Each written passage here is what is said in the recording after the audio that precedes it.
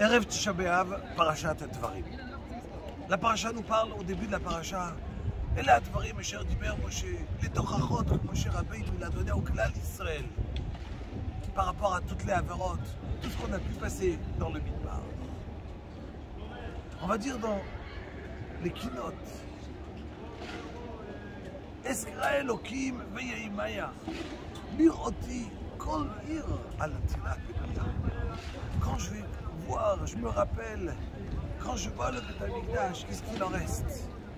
Et quand je regarde un petit peu toutes les villes du monde, je vais à Paris, je vois la Tour Eiffel, je vais à New York, la Statue de la Liberté, chaque pays, chaque capitale du monde, elle va avoir ses monuments et la beauté de son pays.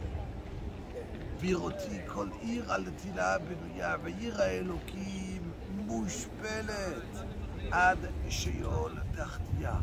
Et voilà que la ville de Dieu, qu'on aurait attendu, puisque c'est la ville de Dieu, quel monument on aurait dû avoir, quel Beth Amikdash on aurait dû avoir. Et voilà qu'aujourd'hui on se retrouve avec des vieilles pierres d'il y a 2000 ans, avec des asavim, des herbes qui vont pousser dedans.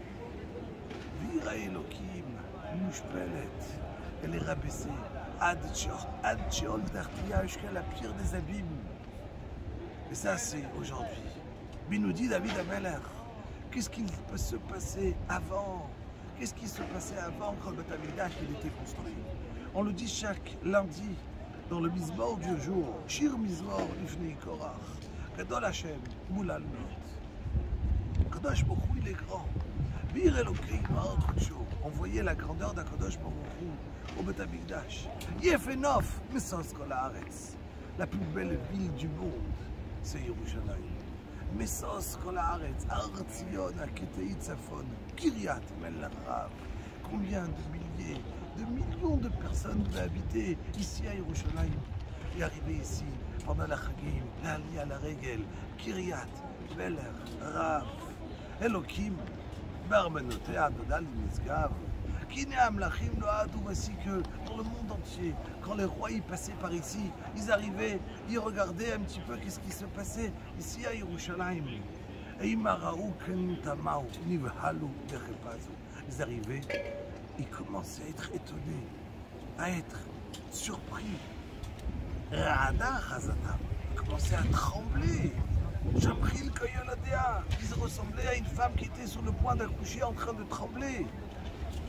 Sur les discimes qui se passaient ici à Yerushalayim. Il dit David Ameler, le roi Arkadi, Teshaber, Oniot Tarshish, tout le monde sait. On arrive en pleine mer, quand il y a une soufa, une sahara, une tempête, alors on va se retrouver avec des vagues tellement hautes qui pouvaient casser des Oniot, des grands bateaux, les plus grands bateaux qui peuvent se casser sous un vent. Et voilà qu'ici, juste derrière ce mur, au Beth Amikdash, il y avait des corbanotes. Dans les corbanotes, il y avait une fumée, un hamoud qui montait. Il y a pu avoir les vents les plus forts du monde. Elle restait par Ness, toute droite. Il te dit, David Ameler, quand les rois ils arrivaient ici, ils regardaient un petit peu. Kasher Shamanu.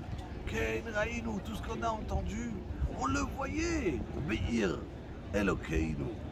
Bir Hashem Tzvaot, Bir Elokeinu. Elokim, Yechonenea, Adolam Sela. Qu'Akadosh Baruch Hu fasse que cette ville-là, comme Beth Amikdash, va être reconstruite. Et si c'est ainsi, un peu les nissim qu'il y avait dedans. Alors juste on peut imaginer, Diminu Elokim Chazdecha. On peut juste imaginer un petit peu les chassadim, les bontés d'Akadosh Baruch Hu qui devaient se passer quand il y avait le Beth Amikdash qui a été construit et qu'il sera B'ezrat Hashem construit b'mera b'yameinu. Kishimcha Elohim, ken tilatecha, al kal tzvei eretz, tzedek v'le'a yeminecha. Sbar Tzion, Tagelna Benot Yehuda, les filles d'Yerushalayim, ils vont commencer à être tellement heureux car le Beth Amikdash va être construit. Alors il nous dit David Ameler, Sobotzion, Akifoua, allez-y dans Yerushalayim, commencez à compter un petit peu les immeubles, commencez à compter les maisons. Akadosh Baruch Hu va nous construire cette belle ville. Chitou les Bechem, les Chela, Pisqua, Monota, les Ban, Tesapou, les Dor Acharod.